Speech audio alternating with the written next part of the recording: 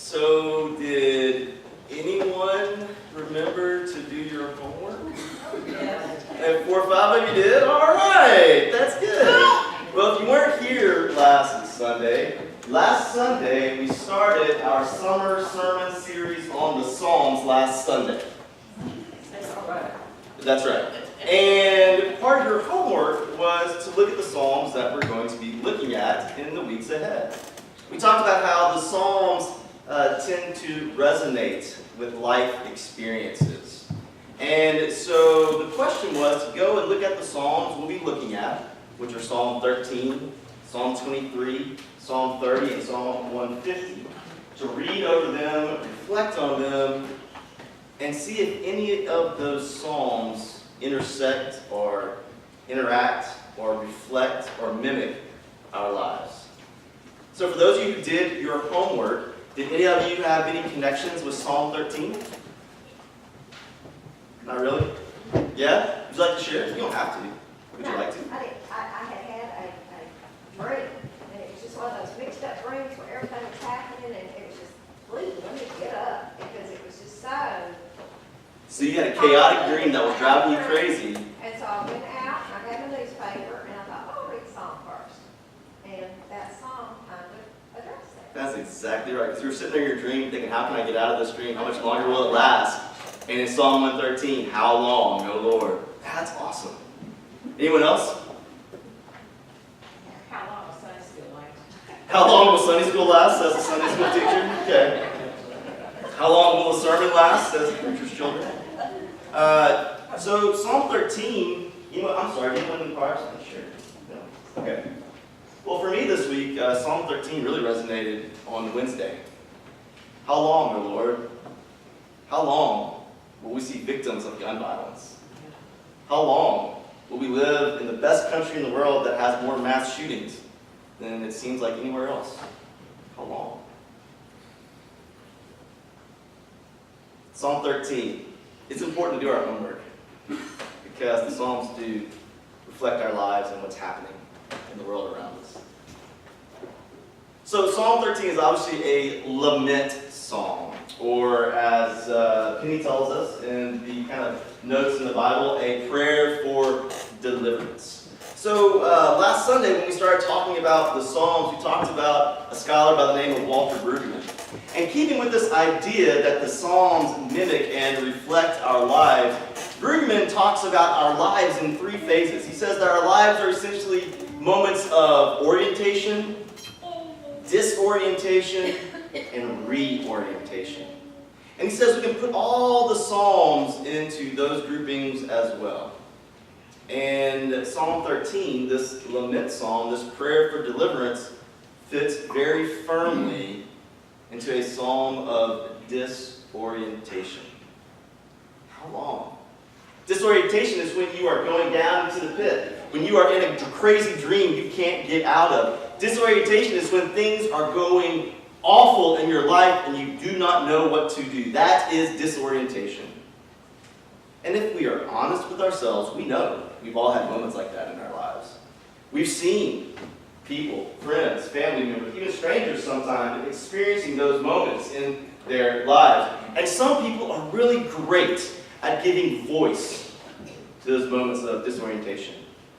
Some people are not.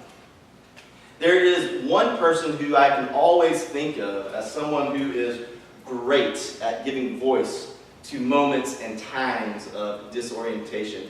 This person, when they give voice to disorientation, they've been doing it for themselves and almost for our whole North American society for almost 80 years. Charlie Brown.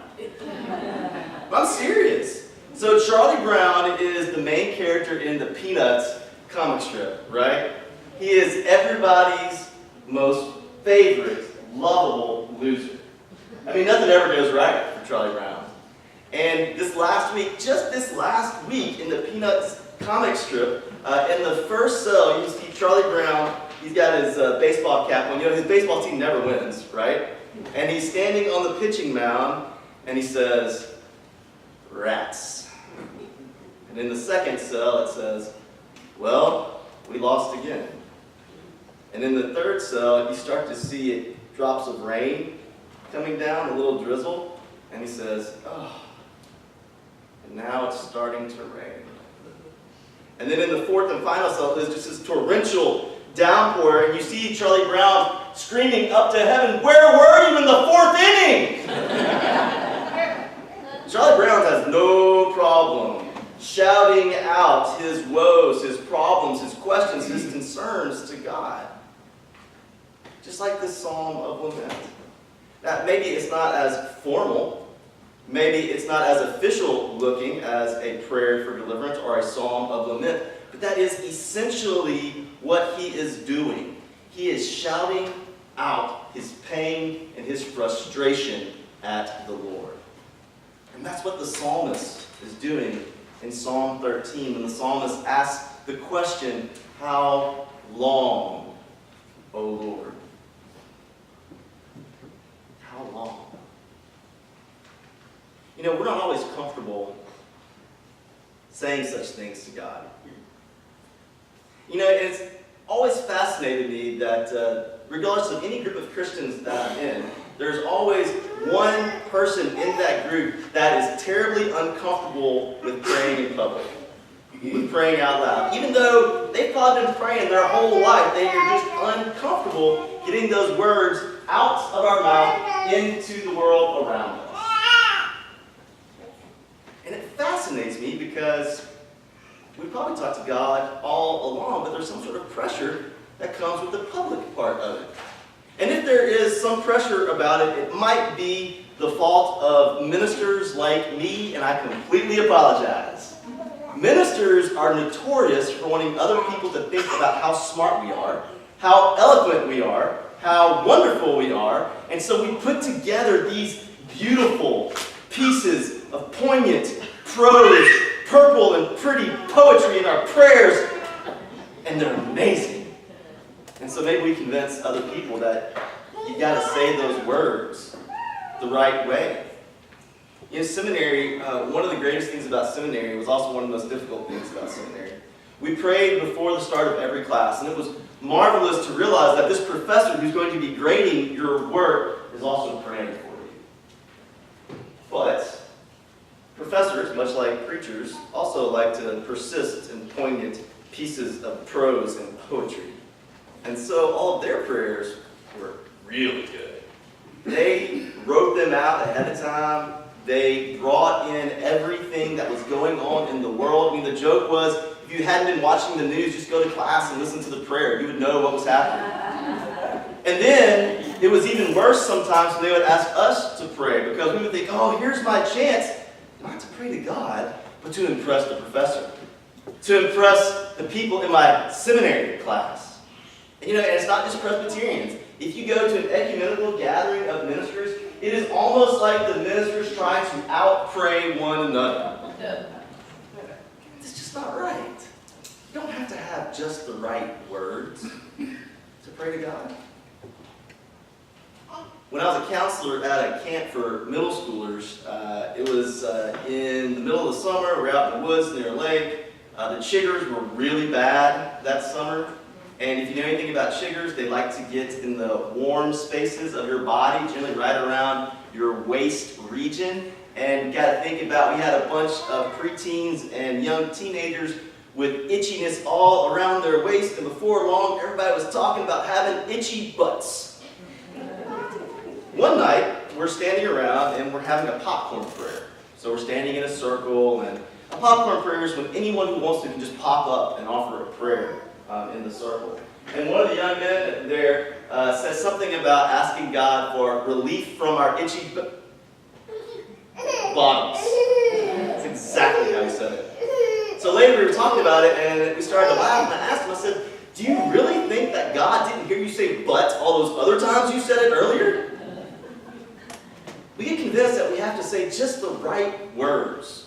Sometimes we worry about offending God. I remember as a child, I was terrified in my personal prayer. So this isn't out loud. This is in my head and in my heart and in my room. I was terrified that I would say something wrong in my prayers, that I would offend God by asking the wrong kind of prayer, that I would shock God by saying and asking for the wrong kind of thing. Can you imagine how arrogant I was as a 13-year-old to think that I could say something that would shock God? But still, I was worried.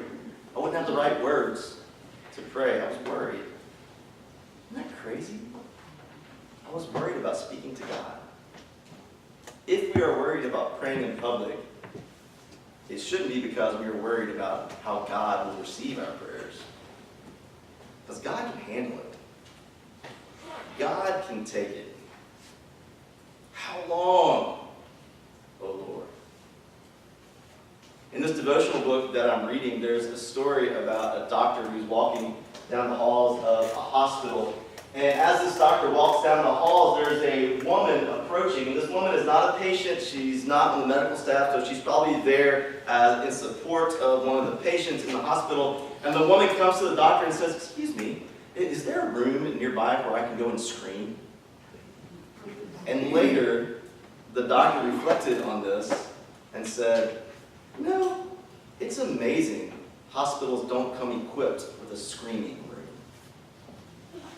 Because there are times in our life when the pain, when the angst, when the torment, when the not knowing is so powerful, we can't do anything but scream. How long, O Lord? And yet still, sometimes we're worried about screaming to God. We're worried about expressing that anger to God. I don't know why. Maybe we're worried that if we express our anger to God, God will be disappointed in us. Maybe we're worried that if we yell and scream out our frustrations at God, God will think that we have no belief. Cornelius Plantinga Jr. wrote that it is those with unbelief that we feel sorry for. Those of us who believe shout out our frustrations, our worries at a faithful and loving God. Those with unbelief shake with fury at the possibility of the fates. But we know that we are heard by a God who just sometimes seems so absent. Did y'all see the movie The Apostle? You want to see that? Robert Duvall came out about 20 years ago. In it, Robert Duvall plays an evangelist by the name of Sonny.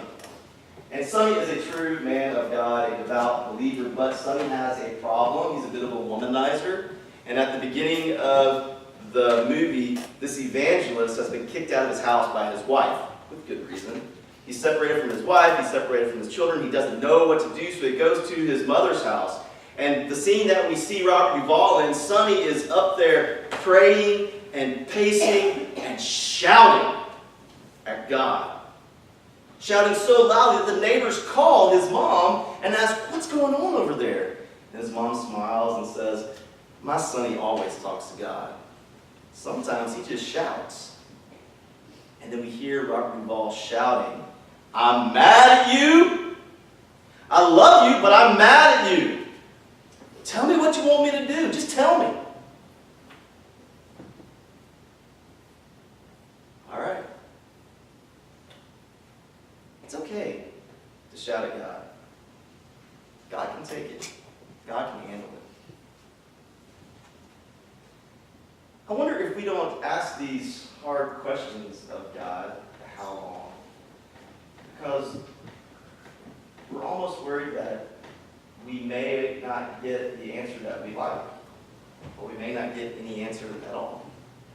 I mean, God doesn't tell the psalmist in Psalm 13 how long the suffering will last.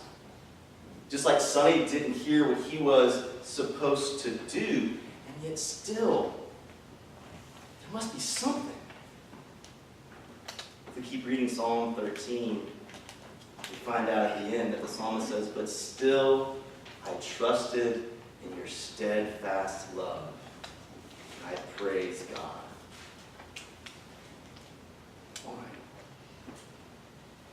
I think the why is because God's loving faithfulness, gave the psalmist who was struggling with so much pain that they had to scream, "How long?" to God. God gave that psalmist the space to yell out frustrations in a safe place. To yell out frustrations to a faithful and loving God who listens and heeds our pain. It's okay. It's okay to be angry at God. It's okay to scream at God. The next time you're worried about upsetting God, remember the psalmist screaming, "How long?" It's okay to scream at God. God can handle it. And God can sure handle it better than anyone else we might be screaming at. Amen?